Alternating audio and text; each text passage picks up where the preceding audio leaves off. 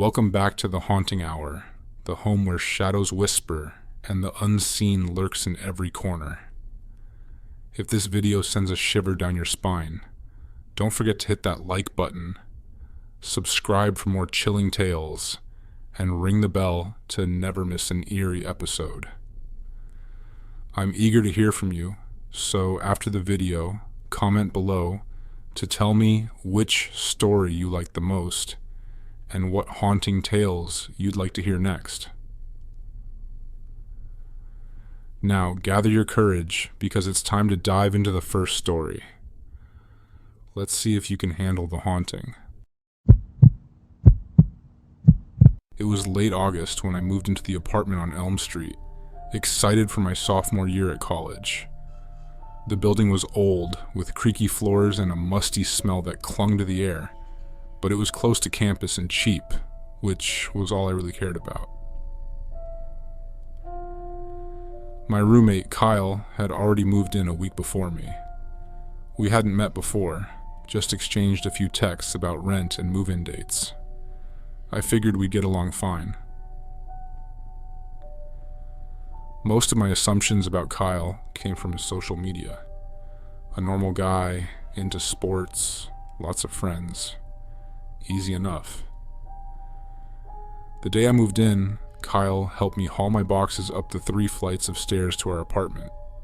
He was friendly, with a quick smile and an eagerness to help that made me feel lucky to have scored such a cool roommate. We spent the evening unpacking and sharing bits of our lives, seamlessly filling the empty spaces of our new home with laughter and stories. However, as days turned into weeks, I started noticing odd things about Kyle.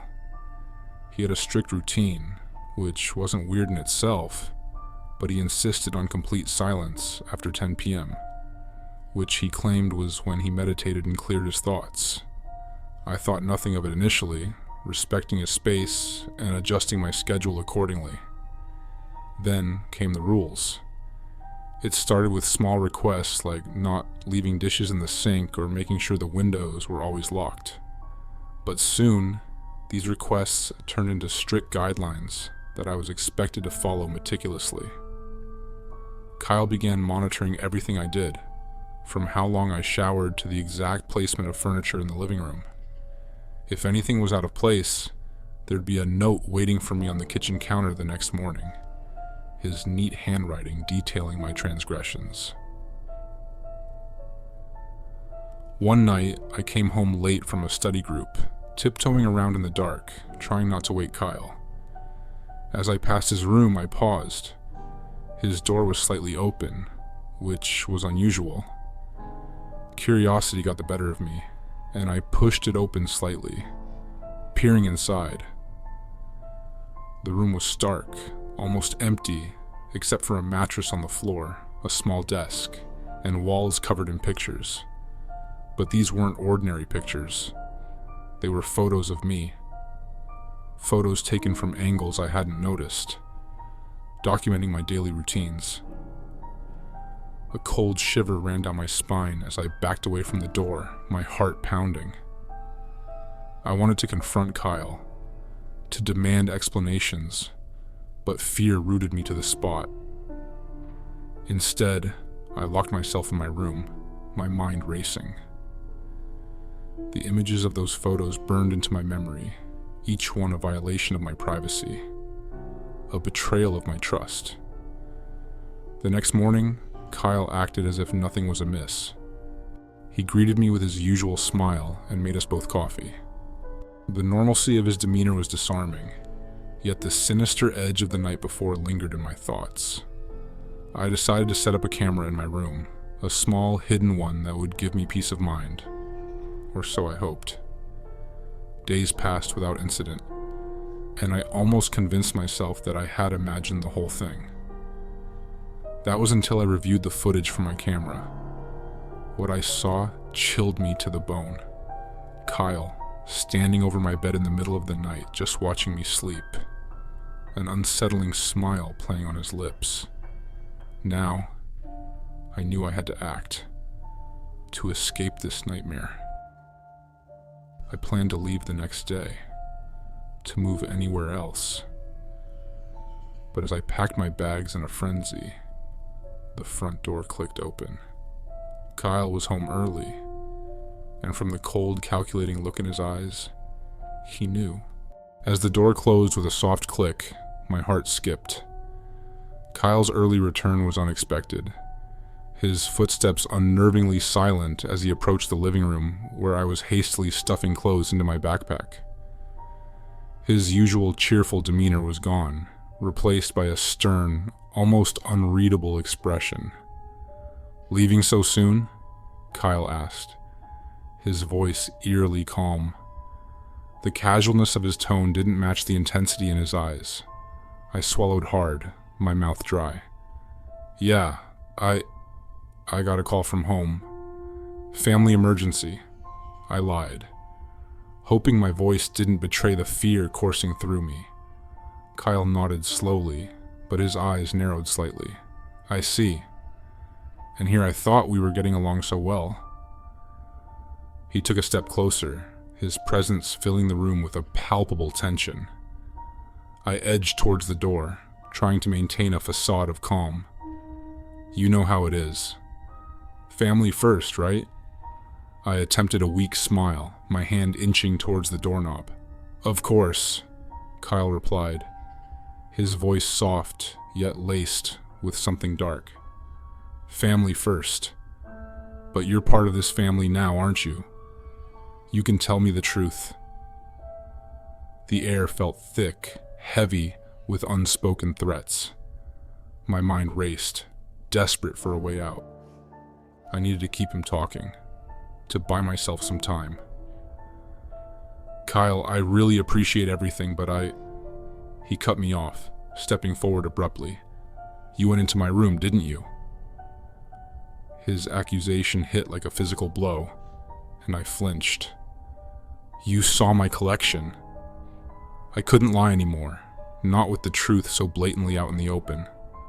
"Kyle, why do you have those photos of me? It's not right." Kyle's face twisted into a grimace, then relaxed into a chilling smile. "It's not about right or wrong. It's about connection. I thought you of all people would understand. You're so observant, so careful. I like that about you." The flattery felt grotesque, coming from him. I tightened my grip on my bag. "Kyle, I'm sorry, but I really need to go." For a moment, he stood there studying me. Then, unexpectedly, he stepped aside, gesturing towards the door. "All right, go then. But remember, I'll always be watching. We're connected now." I didn't hesitate. Bolting through the door, I sprinted down the stairs, not daring to look back. The cool night air hit my face as I emerged onto the street, my lungs burning as I ran without direction, driven by the overwhelming need to escape. The following days were a blur of paranoia and hurried decisions. I stayed at a friend's place, changed my phone number, and avoided social media. The fear of Kyle finding me lingered, an ever-present shadow that haunted my waking moments and invaded my dreams. Eventually, I moved to a new city, started a new job, and tried to rebuild a semblance of normalcy. But the sense of safety was superficial. Every unfamiliar face on a crowded street, every unexpected knock at the door sent adrenaline coursing through my veins. Months passed, and I began to relax, letting myself believe that perhaps Kyle had moved on. That belief was shattered one evening when I returned home to find a letter slid under my door. No return address, just my name in familiar, neat handwriting. My hands trembled as I opened it, and a single photo fell out. A photo of me, taken from a distance at the new coffee shop I frequently visited in my new city. The letter was brief. "Just checking in. I hope you're settling in well. Remember, we're connected, no matter where you go. K." Panic surged through me. colder and sharper than before. Kyle hadn't given up. He had been biding his time, watching from the shadows. The police could do little with no tangible threat, and their advice was to stay vigilant and report any further incidents. That night, as I lay awake, a plan began to form. If Kyle thrived in the shadows, then I would drag him into the light. I started by reaching out to mutual acquaintances from our college days, casually inquiring about Kyle. Most were surprised. He had told them I was the one who had suddenly left due to family issues, painting himself as the concerned roommate. But as I dug deeper, a pattern emerged. Kyle had done this before. Other roommates, both male and female, had similar stories. Strange behaviors, invasive rules, and an obsession with privacy that bordered on surveillance. Armed with this information, I approached an investigative journalist who specialized in social justice issues, offering my story as a lead. The article hit like a storm, bringing out more victims of Kyle's peculiar form of harassment. The public outcry was immediate, and the pressure mounted on the authorities to take action. Within weeks, Kyle was under investigation for harassment and stalking. As the case progressed, I felt a weight lifting off my shoulders.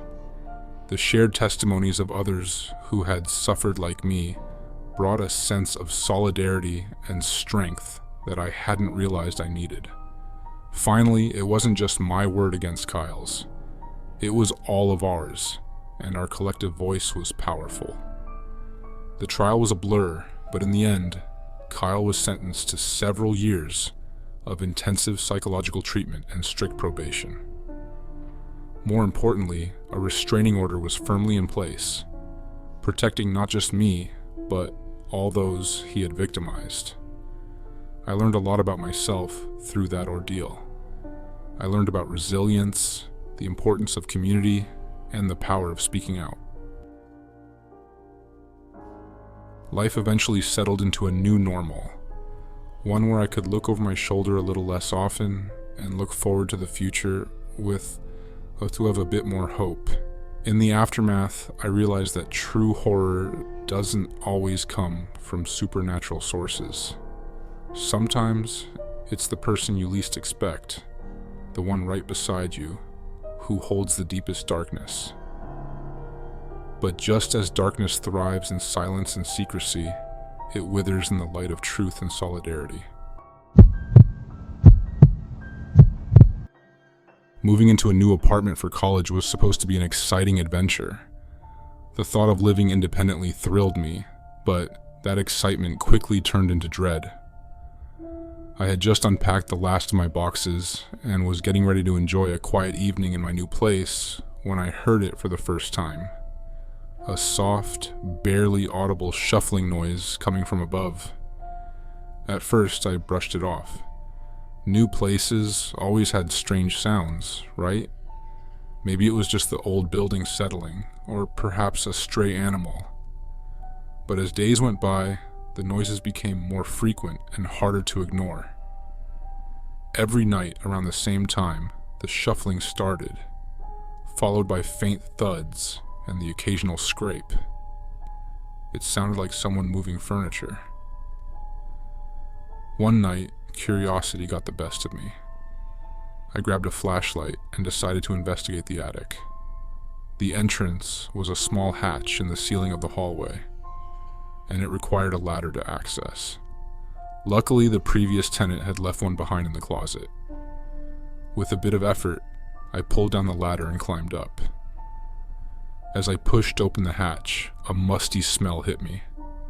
The attic was dark and cluttered with old furniture and boxes. I swept my flashlight around, and that's when I saw it. A makeshift bed in the corner, complete with blankets and a pillow. Panic set in. Someone had been living up here, and from the looks of it, they still were. I climbed down as quickly and quietly as possible, my heart pounding in my chest. Once back in my room, I locked the door and sat on my bed, trying to process what I'd just seen. I couldn't stay here, but I didn't want to leave either. This was supposed to be my new home. The next day, I told my best friend, Sarah, about my discovery. She insisted we call the police, but I wasn't sure.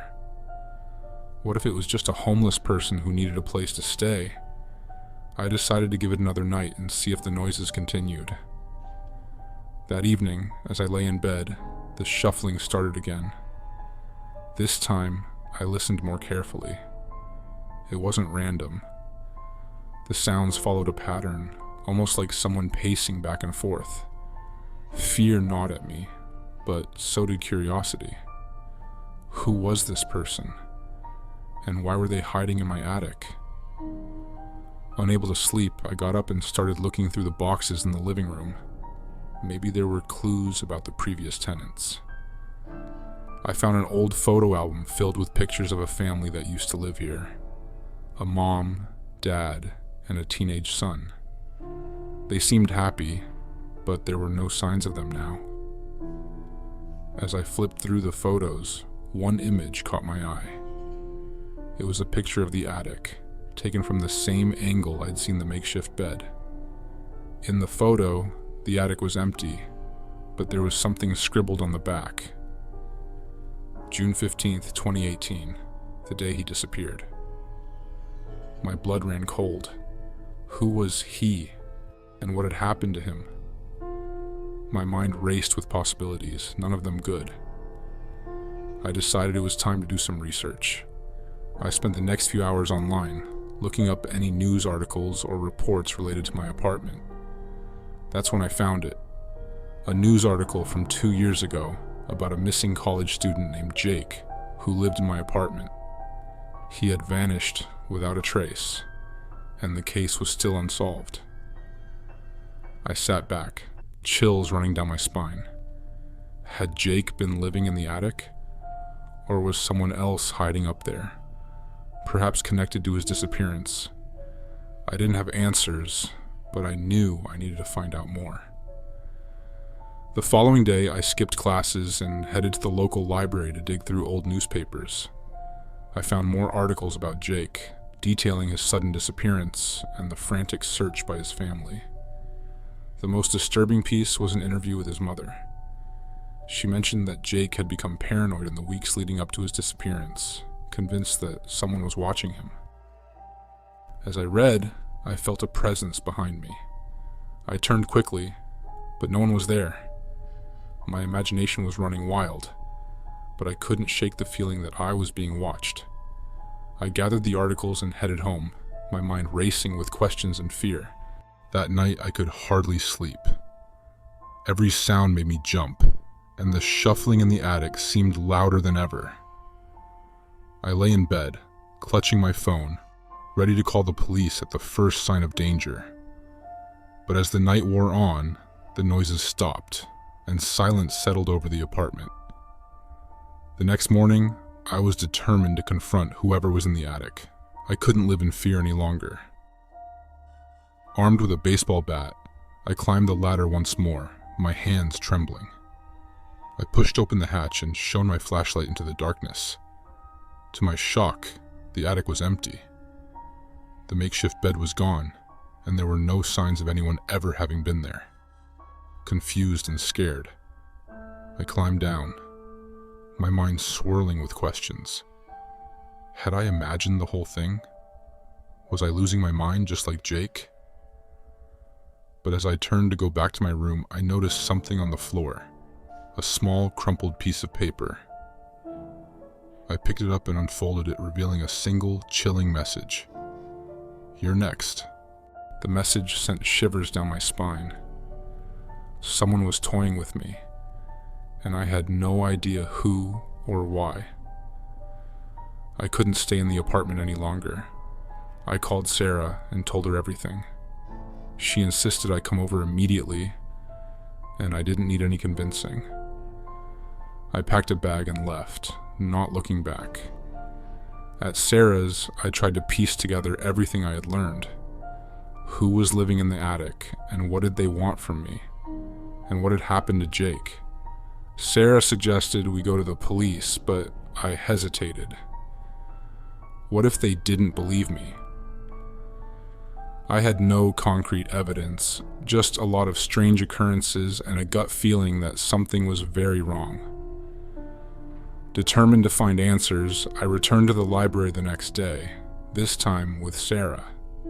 We combed through more articles, looking for anything that might give us a clue. We found a report about another student who had disappeared a few years before Jake, also from the same apartment complex. There were eerie similarities between the cases, but nothing that pointed to a clear suspect. Frustrated and scared, I decided to go back to the apartment one last time. I needed to see if there was anything I had missed. Sarah insisted on coming with me, and I was grateful for the company.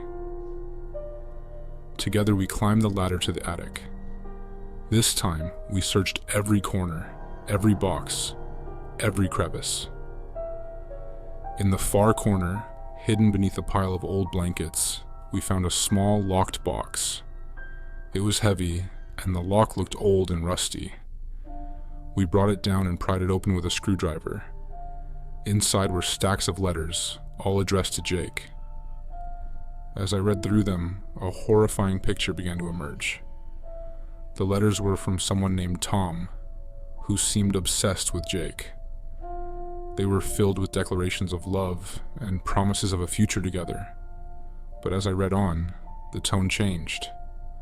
Tom became angry, accusing Jake of betrayal and threatening to make him pay. The last letter was the most chilling. It detailed a plan to take care of Jake once and for all. Sarah and I looked at each other, horrified. It was clear that Tom had been stalking Jake and had likely played a role in his disappearance. But who was Tom, and where was he now? We had no idea, but I was determined to find out. We took the letters to the police, who finally took my story seriously. They launched an investigation and discovered that Tom was a former student at the college, someone who had become obsessed with Jake after a brief friendship. Tom had dropped out shortly after Jake's disappearance and had been living off the grid ever since. With the new evidence, the police were able to track Tom down. He was living in a small town a few hours away, under a different name. They arrested him and brought him in for questioning. Under pressure, Tom confessed to everything. He had been living in the attic, watching Jake and then me, relishing in the fear he caused. He admitted to kidnapping Jake and holding him captive for months before Jake managed to escape. But Jake had never been found, and Tom refused to say what had happened to him. The police launched a search for Jake, but it was too late. His body was found buried in a shallow grave in the woods behind the apartment complex. The discovery brought some closure to his family, but the horror of what had happened lingered. I moved out of the apartment as soon as I could and found a new place far from the memories of that terrible experience. It took time, but with Sarah's support, I began to heal. I still hear noises at night, but now I know it's just the house settling, not a hidden threat lurking above. The experience taught me to trust my instincts and to never ignore the signs that something isn't right. If I had acted sooner, maybe I could have saved Jake. But at least now, his family has some answers, and Tom is behind bars where he can't hurt anyone else. The apartment is still there, a quiet building on a quiet street. But for me, it will always be a place of nightmares, a reminder of the danger that can hide in plain sight. The day Michael moved in, I should have known things would take a turn for the worst. He came in with just a single suitcase, his eyes darting around like he was being followed. My other roommate, Jen, and I helped him settle into the small room down the hall of our shared apartment. We were both university students, desperate to cut costs, and Michael was a friend of a friend, looking for a place on short notice. At first, everything seemed normal. The first few days, Michael kept to himself, rarely leaving his room except to use the kitchen. His quiet demeanor made me curious about his past, but he divulged very little, only that he'd had a rough couple of months and needed a fresh start. As days turned into weeks, peculiar things began happening around the apartment. It started with small, unimportant items going missing. Pens, earrings, a book or two. Jen and I brushed it off, assuming we had misplaced them ourselves. But then, the atmosphere started to feel tense, heavy, like a storm was always about to break. One night, I woke up to the sound of whispering outside my room. Peeking through the crack of my door, I saw Michael standing in the dark hallway, mumbling to himself. He was holding something tightly in his hand, but I couldn't make it out. The next morning, I found a kitchen knife placed neatly on the living room table. When I asked Michael about it, he just shrugged and told me he had found it on the floor by the bathroom. His explanation was shaky, and his eyes didn't meet mine. Trying to keep the peace, I let it slide. But then, the nightmares started.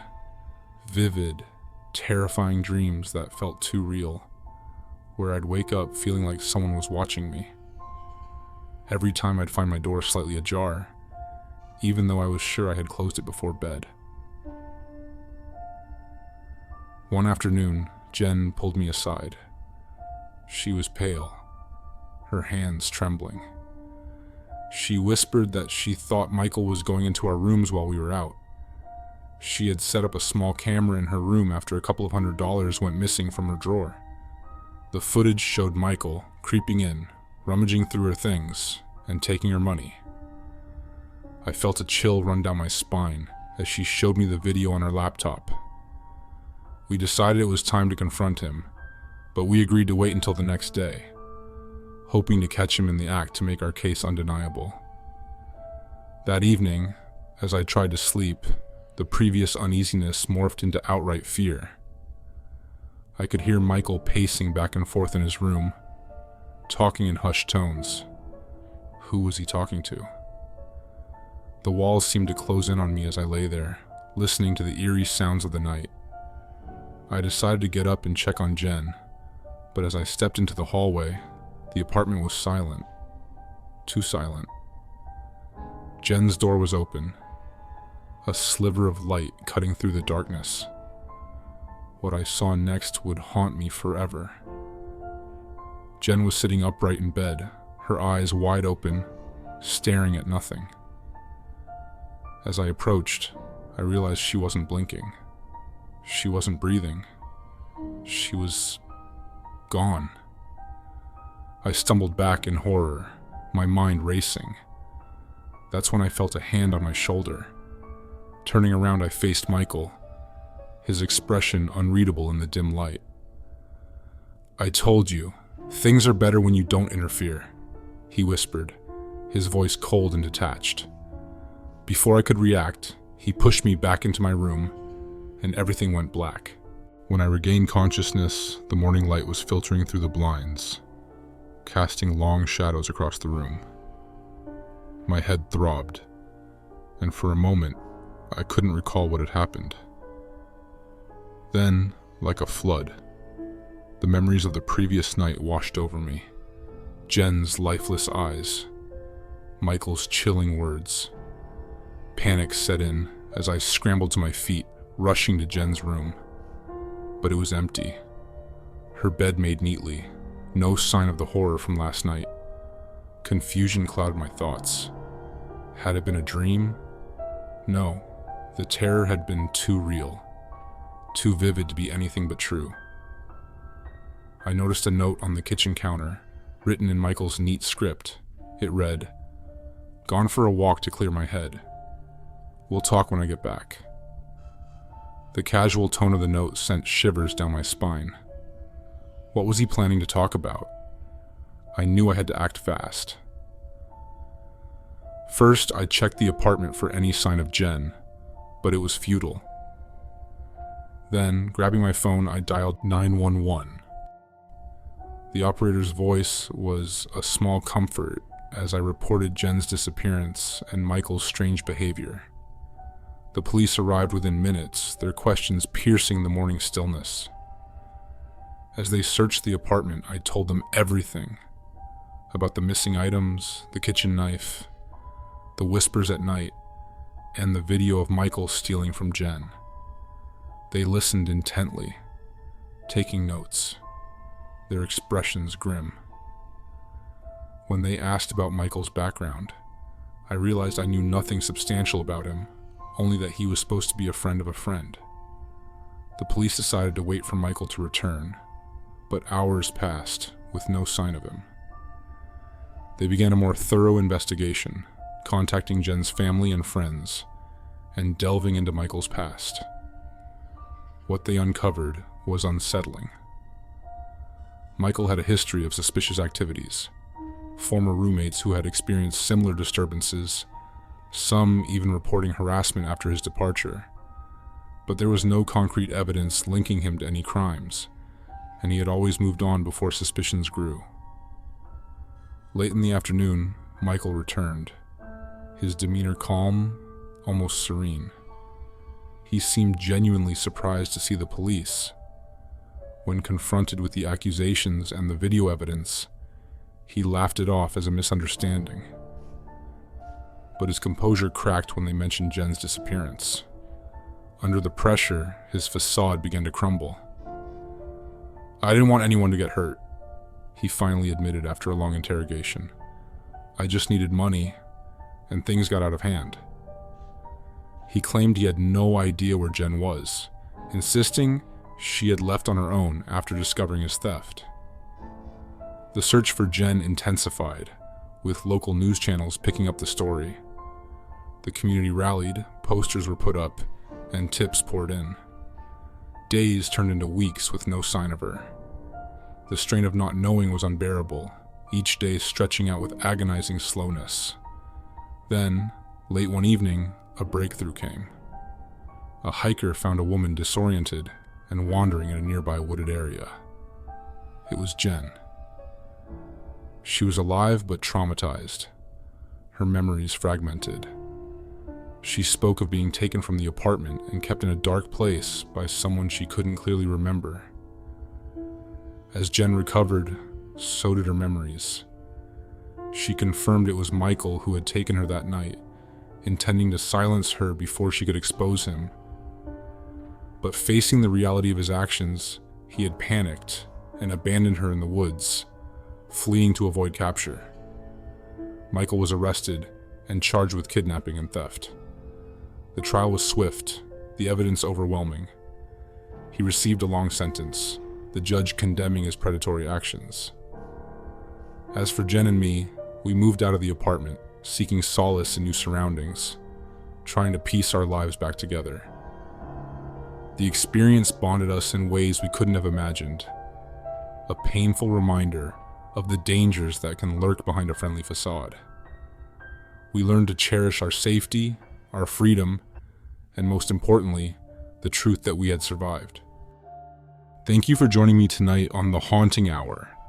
If these stories sent shivers down your spine, don't forget to hit that like button. It helps me bring more chilling tales straight to your screen. If you're not yet part of our ghostly gathering, click subscribe and ring the bell to not miss out on any of our haunted adventures. And I'm curious, which story tonight creeped you out the most? Drop a comment below to let us know. Your favorite stories fuel our dark fires and inspire more spooky tales. Also, what kind of scary stories do you want to hear next? Tell me in the comments. Your wish might just become our next nightmare. Until next time, keep the lights on and keep the spirits at bay.